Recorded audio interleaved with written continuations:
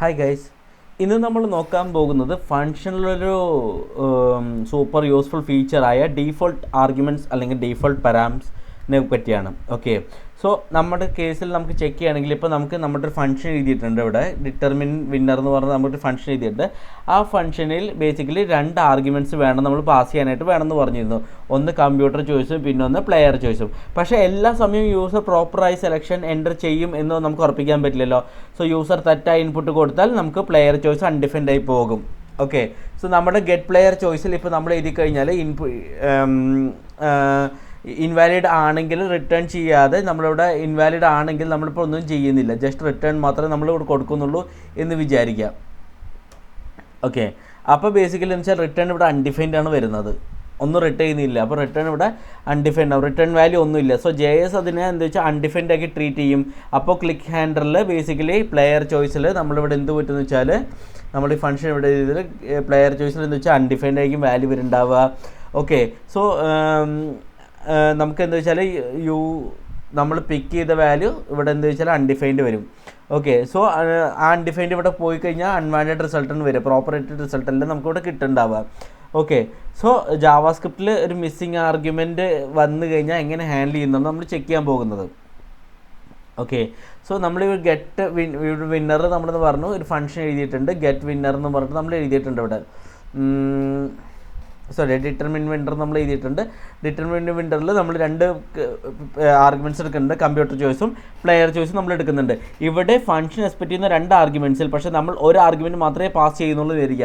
നമ്മുടെ കേസിൽ player choice undefined ആണെന്ന് വരിക, ഇവിടെ പ്രോപ്പറായിട്ട് നമ്മളിവിടെ പാസ് ചെയ്യുന്നില്ല. ഇൻവാലിഡ് റിസൾട്ട് ആണെങ്കിൽ നമ്മൾ എന്ത് ചെയ്യുന്നു വെച്ചാൽ ഇവിടെ അൺഡിഫൈൻഡ് പാസ് ചെയ്യും, അപ്പോൾ ഇവിടെ അൺഡിഫൈൻഡ് വരും. സോ അൺഡിഫൈൻഡ് വന്നു കഴിഞ്ഞാൽ നമ്മൾ പ്രോപ്പർ ഔട്ട്പുട്ട് നമുക്ക് കിട്ടിയെന്ന് വരില്ല. ഓക്കെ, സോ നമ്മളിവിടെ ഫംഗ്ഷനിൽ അതുകൊണ്ട് 2 ആർഗ്യുമെൻറ്റ് എക്സ്പെക്ട് ചെയ്യുന്നു, പക്ഷേ ഒരു ആർഗ്യുമെൻറ്റ് മാത്രമേ പാസ് ചെയ്യുന്നുള്ളൂന്നെങ്കിൽ. പക്ഷേ വേറെ ലാംഗ്വേജിൽ എന്താ പ്രശ്നം എന്ന് വെച്ചാൽ അത് എറർ കാണിക്കും. നിങ്ങളുടെ 2 ആർഗ്യുമെൻറ്റിൽ ഒരു ആർഗ്യുമെൻറ്റ് മാത്രമേ പാസ് ചെയ്യുന്നുള്ളൂ, മറ്റേത് അൺഡിഫൈൻഡ് ആണ്, പാസ് ചെയ്യുന്നില്ല. സോ ഒരു ആർഗ്യുമെൻറ്റ് മാത്രമേ നിങ്ങൾ പാസ് ചെയ്യുന്നുള്ളൂ എന്ന് വെച്ചാൽ വേറെ ലാംഗ്വേജസിലൊക്കെ എറർ കാണിക്കും. പക്ഷേ ജാവാസ്ക്രിപ്റ്റ് ഞാൻ ആദ്യം പറയുന്നത് ഒരു ഫോർഗീവിങ് ലാംഗ്വേജ് ആണെന്ന് പറഞ്ഞിരുന്നു. സോ മിസ്സിങ് ആർഗ്യുമെൻറ്റിനായി അത് അൺഡിഫൈൻഡ് എന്ന വാല്യൂന്ന് സെറ്റ് ചെയ്യുക. So initially C choice computer choice വരും, P ചോയ്സിന് ബേസിക്കലി എന്ന് വെച്ചാൽ അൺഡിഫൈൻഡ് ആയിരിക്കും വരുന്നുണ്ടാവുക. ഓക്കെ, സോ ഇവിടെയാണ് ഡീഫോൾട്ട് പാരാമീറ്റേഴ്സ് നമ്മളെ ഹെൽപ്പ് ചെയ്യുന്നത്. ഫംഗ്ഷൻ പാരാമീറ്ററെ ഡീഫോൾട്ട് വാല്യൂ അസൈൻ ചെയ്യാം. എങ്ങനെയാണെന്ന് വെച്ച് കഴിഞ്ഞാൽ സിമ്പിളാണ്. പ്ലെയർ ചോയ്സ് നമ്മൾ കൊടുത്തിട്ട് ഈക്വൽ ടു നമുക്ക് ഇടാൻ പറ്റും, ഇവിടെ equal to default user choice എന്ന് പറഞ്ഞ് കൊടുക്കാൻ പറ്റും. ഇങ്ങനെ ഇപ്പോൾ എന്താ ചെയ്യണമെന്ന് വെച്ചാൽ P ചോയ്സ് എന്ന് വെച്ചാൽ പ്ലെയർ ചോയ്സ് മിസ്സിങ് ആണെങ്കിൽ അല്ലെങ്കിൽ അൺഡിഫൈൻഡ് ആണെങ്കിൽ ജാവാസ്ക്രിപ്റ്റ് ഓട്ടോമാറ്റിക് ആയിട്ട് തന്നെ ഡീഫോൾട്ട് യൂസർ ചോയ്സ് എടുക്കും, വാല്യൂ എടുത്തിട്ട് ഇതിലേക്ക് അസൈൻ ചെയ്യും, P ചോയ്സിലേക്ക് അത് അസൈൻ ചെയ്യും. ഇതൊരു ഇമ്പോർട്ടൻറ്റ് പോയിൻ്റ് ആണ്. ഡീഫോൾട്ട് പാരാമീറ്റർ അപ്ലൈ ആകുന്നത് വെൻ വാല്യൂസ് അൺഡിഫൈൻഡ്. ഈ വാല്യൂ അൺഡിഫൈൻഡ് ആണെങ്കിൽ മാത്രമേ വരുള്ളൂ. When values null, empty string, 0, false etcetera ഒക്കെ ആണെങ്കിൽ ആ വാല്യൂ എടുക്കില്ല. അൺഡിഫൈൻഡ് മാത്രമേ ബേസിക്കലി ഈ ഡീഫോൾട്ട് ചോയ്സ് ഇവിടെ എടുക്കുന്നുള്ളൂ. ഓക്കെ, സോ ഞാൻ നേരത്തെ പറഞ്ഞു ഇത് അൺഡിഫൈൻഡ് ആണെങ്കിൽ ഡീഫോൾട്ട് ഇത് യൂസർ ചോയ്സ് യൂസ് ചെയ്യും. അതല്ല P ചോയ്സ് എംപ്റ്റി സ്ട്രിങ് ആണ് എന്നൊക്കെ ആണെങ്കിൽ അല്ലെങ്കിൽ 0 ആണ് അങ്ങനത്തെ വാല്യൂസൊക്കെ ഉള്ളപ്പോൾ ബേസിക്കലി എടുക്കില്ല, ബേസിക്കലി ഈ ഡീഫോൾട്ട് യൂസർ ചോയ്സ് എടുക്കില്ല. ഓക്കെ, കാരണം 0 പോലുള്ള വാല്യൂസ് വാലിഡ് ആകാം എന്ന് തന്നെ ജാവാസ്ക്രിപ്റ്റ് വിചാരിക്കും, അതുകൊണ്ട് ജാവാസ്ക്രിപ്റ്റ് അതിനെ ഓവർറൈഡ് ചെയ്യില്ല. ഓക്കെ, സോ ഇപ്പോൾ നമ്മുടെ കേസിൽ ഡിറ്റർമിൻ വിന്നറിൽ നമ്മൾ എഴുതിയിരിക്കുന്നത് ഇത് അൺഡിഫൈൻഡ് ആണെങ്കിൽ സ്റ്റിൽ നമുക്ക് എന്താ വെച്ചാൽ ഡീഫോൾട്ട് പാരാമീറ്റേഴ്സ് നമുക്ക് കിട്ടും. ഓക്കെ, ഇപ്പം നമ്മളൊരു കാര്യം ചെയ്യാം,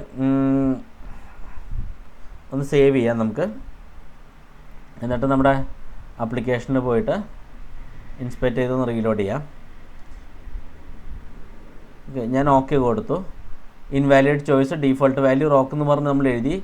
സോ യു പിക്ക് അൺഡിഫൈൻഡ്, കേട്ടോ നമ്മൾ അൺഡിഫൈൻഡ് എടുത്തിരുന്നത്, പക്ഷേ ഇവിടെ പേപ്പർ വന്നു ദർഫർ ലീവ് ലോസ്റ്റ്. സോ അൺഡിഫൈൻഡ് വന്നാൽ നമ്മളുടെ റോക്ക് ഡീഫോൾട്ട് വാല്യൂ കൊടുത്തു, അതുകൊണ്ടാണ് വന്നത്. ഓക്കെ, കണ്ട പ്ലെയർ അൺഡിഫൈൻഡ് വന്നു, പക്ഷേ അൺഡിഫൈൻഡ് ആണെങ്കിലും നമുക്ക് മുന്നോട്ട് പോകാൻ പറ്റും. ഇപ്പോൾ ഞാനിവിടെ ഓക്കെ കൊടുത്തപ്പോൾ ഇൻവാലിഡ് ഓക്കെ, കണ്ട നമ്മൾ റോക്ക് ഇവിടെ അൺഡിഫൈൻഡ് എന്ന് പറഞ്ഞ് കൊടുത്താലും ബേസിക്കലി നമ്മളവിടെ ഡീഫോൾട്ട് പാരാമീറ്ററായിട്ട് ഇവിടെ സെറ്റ് ചെയ്യുന്നത് റോക്കാണ്. സോ റോക്കർ എടുക്കും. ഇവിടെ അൺഡിഫൈൻഡ് വരാൻ കാരണം എന്ന് വെച്ചാൽ പ്ലെയർ ചൂസ് നമ്മൾ ഫംഗ്ഷൻ വിളിക്കുമ്പോൾ ഇത് അൺഡിഫൈൻഡ് ആണ് വാല്യൂ. സോ ഇവിടെ അൺഡിഫൈൻഡ് എന്ന വാല്യൂ കാണിക്കുന്നു. ഓക്കെ, യു പിക്ക് അൺഡിഫൈൻഡ് എന്ന് പറഞ്ഞിട്ട് ഇവിടെയും കാണിക്കും. ഓക്കെ, അതുകൊണ്ടാണ് നമുക്ക് അൺഡിഫൈൻഡ് കിട്ടാൻ കാരണം. സോ നമ്മുടെ കേസ് വർക്ക് ആവുന്നുണ്ട്, കാരണം ഇവിടെ ഡിറ്റർമിനൻറ്റ് ഫംഗ്ഷനിൽ ഇത് അൺഡിഫൈൻഡ് ആണെങ്കിൽ നമ്മൾ ഡീഫോൾട്ട് യൂസർ ചോയ്സ് പിക്ക് ചെയ്യാൻ നമ്മൾ കൊടുക്കുന്നുണ്ട് ഇപ്പം. അതുകൊണ്ട് നമ്മുടെ ഗെയിം ബ്രേക്ക് ആവില്ല, കണ്ടിന്യൂ ചെയ്യാൻ പറ്റും. ഇനി നമുക്കെന്ന് വെച്ചാൽ നമ്മൾ ബേസിക്കലി ഒരു കാര്യം നിങ്ങൾ ഓർമ്മിക്കണം, ഈ ഡീഫോൾട്ട് പാരാമീറ്റേഴ്സ് ഒക്കെ സെറ്റ് ചെയ്യുന്നത് എപ്പോഴും അവസാനമായിരിക്കണം. ഇവിടെ കയറി സെറ്റ് ചെയ്യണേക്കാളും ബെറ്റർ നമ്മൾ അവസാനം സെറ്റ് ചെയ്യലാണ് ആക്ച്വലി വേണ്ടത് നമുക്ക്. Okay, so basically you should keep the default parameters at the end because arguments assigns happens by position. അതുകൊണ്ടാണ്. സോ നമ്മളിപ്പോൾ സി ചോയ്സ് ഡീഫോൾട്ട് പാരാമീറ്റർ കൊടുത്തു കഴിഞ്ഞിട്ട് പി ചോയ്സ് വന്നിട്ട് ഇങ്ങനെ എടുക്കുകയാണെങ്കിൽ, ഇപ്പോൾ ഡീഫോൾട്ട് ഇതിന് സി ചോയ്സിന് കൊടുക്കുകയാണെങ്കിൽ അത് ബാഡ് ഐഡിയ എന്ന് ഞാൻ പറയും. ഓക്കെ, കാരണം പി ചോയ്സിന് ഡീഫോൾട്ട് പാരാമീറ്റർ കൊടുക്കുന്നില്ല, സി ചോയ്സിന് ഡീഫോൾട്ട് പാരാമീറ്റർ നിങ്ങൾ കൊടുക്കുന്നുണ്ടെങ്കിൽ അതൊരു ബാഡ് ഐഡിയ ആണ്. കാരണം പാരാമീറ്റേഴ്സ് ഡീഫോൾട്ട് പാരാമീറ്റേഴ്സ് അസൈൻ ചെയ്യുമ്പോൾ അത് നിങ്ങൾ ലാസ്റ്റ് ആയിരിക്കും കൊടുക്കേണ്ടത്, ലാസ്റ്റ് പാരാമീറ്ററിനാണ് കൂടുതൽ അസൈൻ ചെയ്യേണ്ടത്. ഓക്കെ,